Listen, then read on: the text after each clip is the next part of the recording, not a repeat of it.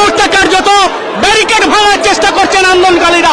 আমরা দেখানোর চেষ্টা করছি সরাসরি আন্দোলনকারীদের সঙ্গে এই মুহূর্তে কার্যত পুলিশের সঙ্গে যেন একেবারে যুদ্ধ, হাতাহাতি, একেবারে লড়াই রণক্ষেত্র শুরু হয়ে গিয়েছে। দেখানোর চেষ্টা করছি সরাসরি একেবারে তারা সম্মুখ সমরে কিন্তু এই ব্যারিকেড ভাঙার চেষ্টা করছে পুলিশ, আরেকদিকে তারা কিন্তু ব্যারিকেডটাকে রোখার চেষ্টা করছে।